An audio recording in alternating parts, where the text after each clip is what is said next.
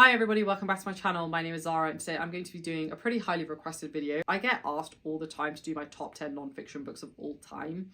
And I can't, it's just too hard. There's too many books that I've read that I just think are amazing. This list is going to be a collection of books that I think everybody should read. There's obviously more that I could add to this list, but for the sake of brevity, we're just going to limit it to 10 in this instance. I will do another video like this further down the line. If somebody came to me and they were like, Zara, I need to read 10 non-fiction books, these are probably the 10 books that I would recommend right now. These are all books that I've dipped into multiple times. They're all books that I have enjoyed and have changed my perception of the world in one way or another. One disclaimer is that I read a lot of different genres within non-fiction. I read memoirs, autobiographies, I read history books, I read philosophy books, I read political commentary, I read psychology books, I read a lot of science books. This list is going to be primarily focusing on like psychology, anthropology, sociology, science, like that kind of realm of things. There's no memoirs, there's no philosophy books. If I had to include that in this, like, I wouldn't be able to do this list because it would probably be almost all like philosophy and science. But if somebody came to me and they were like, Zara, what are 10 books that any person should read in their life? These are probably the 10 books that I would recommend. I want to do a separate video on philosophy books, and I want to do a separate video on memoirs and autobiographies because I've read a lot of both and they both deserve their own topics. I was going to separate this as well into like politics and history and then like science, but then I was like, this is just going to be ridiculous and we just need a list, Zara. So here is a list that I think if you are somebody who is just interested in a bunch of different topics and you want a good sense of kind of humanity, I think this is a pretty good book. You'll notice some common themes about the types of books that I really gravitate to. One disclaimer I will make is that especially with non-fiction, it's very hard for you not to separate the art from the artist because often the author's personal views will come into the writing. That's true of fiction too, but I think it's even more true of non-fiction. There are books on this list who the authors of these books I do actually disagree with quite a lot on other topics, but the way they've handled the topic of the book that I'm mentioning is, in my opinion, very well done. So just because I'm saying that I like a book by this author, it doesn't necessarily mean that I am endorsing that person as a person. Now, that brings into the question, should I really be endorsing them? Like, yes, I think you should read books that are different to your own opinion. I think that's probably one of our biggest issues with humanity right now is that people are quite happy being in their echo chambers. I think when you live in a globalized and an increasingly globalized world, we have to be willing to interact with mediums that help us understand other people, right? People who are not like us or have the same values as us. And so I do want to make that very clear that even though there are like books on this list, that doesn't necessarily mean that I'm saying that I fully support this author in their personal life or with certain things that they've said. Anyway, that was a very long-winded like disclaimer, but I had to give it. So let's just jump in. There is a loose order to this. I honestly don't think the order really matters because all of these books are amazing in their own way. They all added to my life in one way or another. Yeah, I take the ranking very loosely. I just think they're all incredible books and they all should be right in my opinion. All right, so the first book is When the Body Says No by Gabor Mate. So Gabor Mate is a psychologist and he's honestly one of the most incredible human beings alive today. Like, I with my disclaimer in mind, this is the one person on this list that I will wholeheartedly say I endorse on a personal and a professional level. Like, he's a remarkable human being.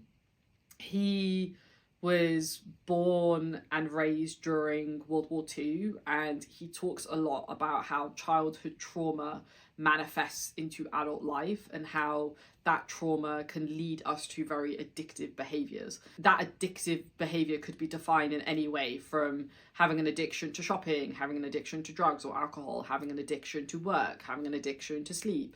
Like, whatever it may be, it doesn't really matter what the addiction is. It's the fact that childhood trauma, and not just childhood trauma, but specifically more childhood trauma, really dictates what our behavioral patterns are going to be like as an adult. So a lot of his philosophy, I guess, is to look at the things that have happened to us when we were children and to address those topics not just from a medical perspective but also from a psychological perspective. He's very much of the view that there is a very big problem with modern medicine, and that is that modern medicine, especially Western modern medicine, looks at the physicality of a human, when in actual fact a lot of illness comes from the mental. And I agree, I wholeheartedly agree with him, and I actually have data points in my own life and with people that I know that indicate that. When a very close member of my family was really ill a few years back, one of the things that I looked into was how our mental state impacts our physical well-being. And I remember mentioning this to this person's doctors, and they just looked at me completely blankly, like, why would you do that? Why? No, it's a physical issue, not a mental one. And I was like, but surely it's a physical manifestation of a mental issue, possibly. That's not to say that every medical issue has to do with mental health, obviously not, but I think, especially in the world that we live in today, I think in more cases than not, that is probably the case. So anyway, that was very long-winded, but it's really, his writing is really fantastic. He's written quite a few books and I recommend every single one of them.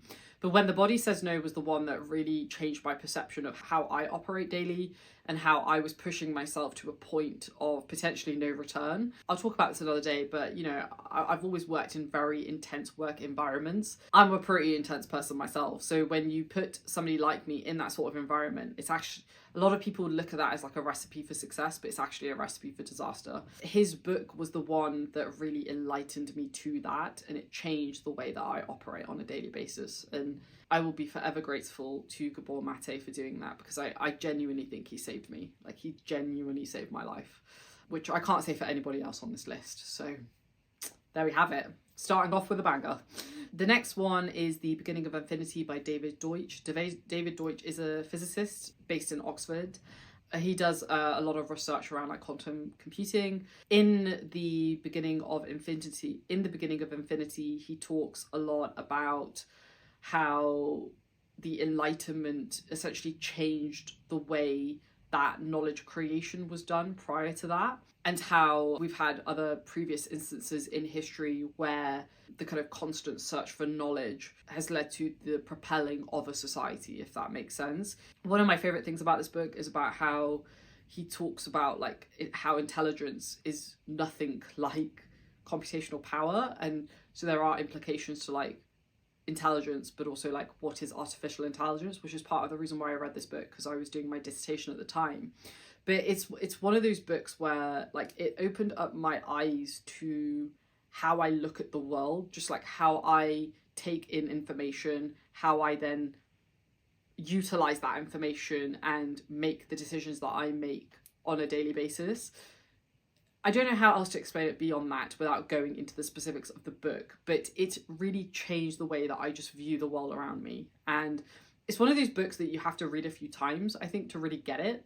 And even then you won't fully get it, but it goes into details about the underlying kind of foundational layers of what make the world what it is today. I think when you start to see it and understand it, not that you will necessarily see it or understand it fully, it opens up your eyes to things that you probably never thought they would be opened up to. That was probably not very eloquent, but just take my word for it. It's really good. It's really, really good. He also has another book called The Fabric of Reality, and that one, even more so, I think, changed my view of the world. But that is a very hard book to read, and I would definitely not suggest starting there with David Deutsch. I would start with The Beginning of Infinity and then read The Fabric of Reality.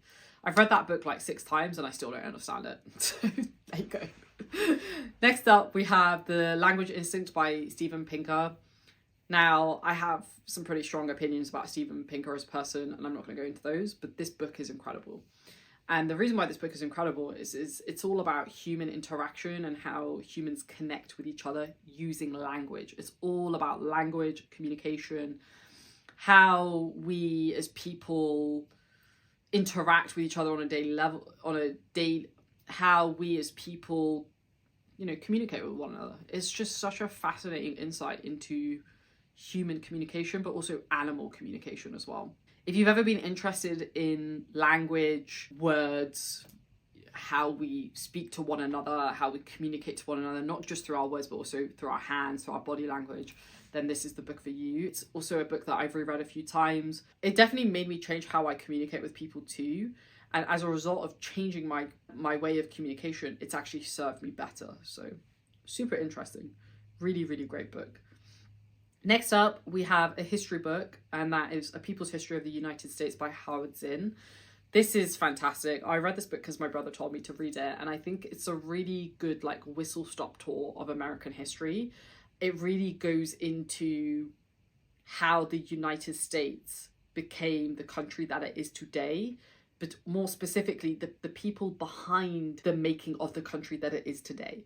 And it's really fascinating. It's really well written. I really like Zinn's way of writing history. I think writing history is really hard. It can come across as very dense and like just overdone, too many dates, too many names, that it gets very overwhelming, but that's just not the case in this book. It's fantastic. Strongly recommend it. Strongly recommend it. Next up, we have another history book, and that is The Rise and Fall of the Third Reich by William L. Shirer. This is one history book that I recommend to everyone to read. Nazi Germany is a period of history that we learn a lot about in UK schooling, so you get a decent sense of what happened during that time. The thing about this book, it's a very big book. I think it's like 1,500 pages. The font is absolutely tiny. The way I consumed this book was I actually listened to the audiobook while I was reading it, because the audiobook is narrated by Shirer himself. Shirer actually saw Hitler in person at one point. The thing about that realization is that it makes the story automatically feel more intimate. A lot of the books that are published about Nazi Germany today are written by people who have studied the history, who weren't necessarily alive at the time. But this book is written by somebody who was alive at the time, who actually saw the man himself before he became the Hitler that we know today. It's just such a well-written, almost like documentary, but like not a movie, of this man and of the Third Reich and how it was created, why it was created, the way it was created, the key people involved, and how that impacted the everyday German life. And this is the thing I really love about this book, is that it's not just about the Nazi Party, it's about the people of it. It's about the people who made it into the machine that they made it into, but then more importantly, the impact that that had on the average German person, on the average Jewish person, on the average minority who was impacted by the Nazi Party. It's terrifying. It's not an easy read in some places, but if you want to read a book about Nazi Germany, this is the one book you should read. It is the one and only book that you need to read about this topic. It's fantastic. And I strongly recommend the audiobook as well. Shirer is an amazing narrator, and it adds an extra punch because he actually gives some of his own reflections in the audiobook that he doesn't give in the book itself. Read it. I've recommended it to quite a few people on BookTube, and every single one of them liked the book as much as you can like a book about Nazi Germany, right? But it's just really well done, and you won't regret it. It's worth the time investment.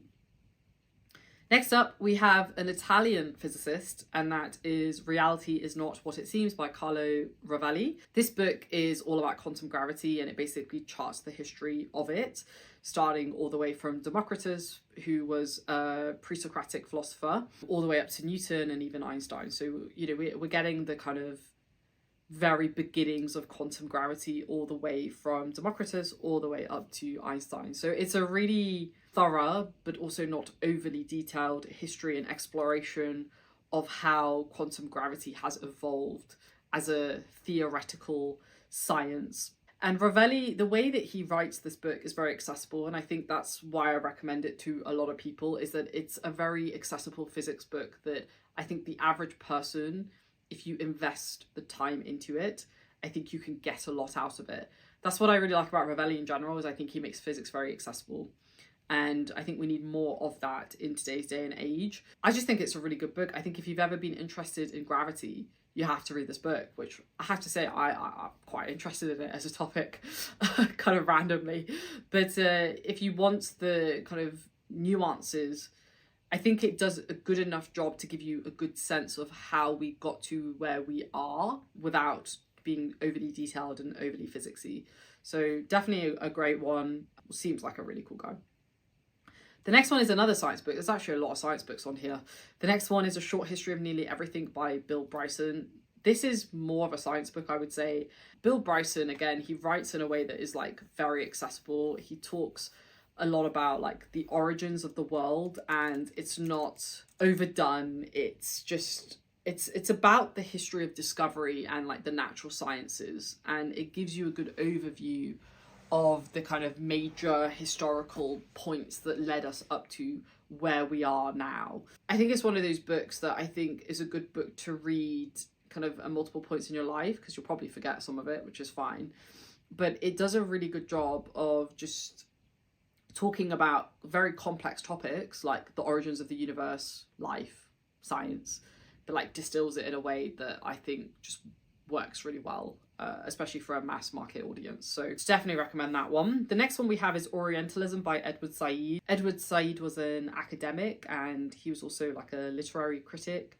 He also did a lot of discussion around politics. He was Palestinian American, so naturally had a lot to say on Palestine. But the book Orientalism is really fascinating because it's just a really great deep dive into the impact of empire and imperialism, colonialism on the countries that are being colonized. It takes a kind of anthropological, philosophical view that I think is particularly relevant to a Western audience. He talks a lot about how history is ultimately dictated by not necessarily objective means, but by a process that reflects certain interests, and I definitely do subscribe to that belief. I think it's a really well written book, and I think it's one of those books that will make you look at the world slightly differently. Like when you go to a gallery and you see a Western painting of an Asian city or Asian people, you will look at that differently after you have read this book. It's fantastic. I want to do a reread of this book actually, and I'd really like to read more of Edward Said's books because he seemed to be quite a remarkable human being. Next up, we have Superintelligence by Nick Bostrom. This is a book about artificial intelligence. It's about how we get to superintelligence, which is basically human level AI. And, you know, I've been reading about this topic for, I don't know, since I was like 15, 16 years old. And it's quite funny looking at all the stuff that's happening in the world right now as it relates to AI. But that's a topic for another day. But Superintelligence, I think, is one of those books that is a good all-rounder. I think it does a really good job of introducing people to the overarching philosophies and scientific theories that get us to a point of superintelligence, if that makes sense.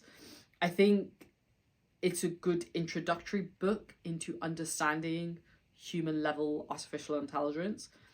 I think it's a good book for people who are also maybe quite well read in the topic. I think it's just a good all-rounder. It played quite a big role in my dissertation that I did on artificial general intelligence, which is human level AI. Yeah, it played quite a pivotal role in helping me think about how one would go about achieving human level AI, but also whether we should try to achieve it as well. There's the scientific, psychological aspect of how do we do it, but there's also the philosophical, anthropological question of whether we should do it. So it had a good balance of both, and I think it's a good book. I think it still stands the test of time. And finally, we have Sapiens by Noah Yuval Harari. I think this is a good book. I don't think it's the best book in the world, but I think it does a really good job of like tracking history and like tracking our movements as humans. I think it makes it very accessible. I think it is one of those books that is a good jumping off point for then exploring specific things that you are interested in. So I think it serves as like a really good like beginner friendly history of like humans.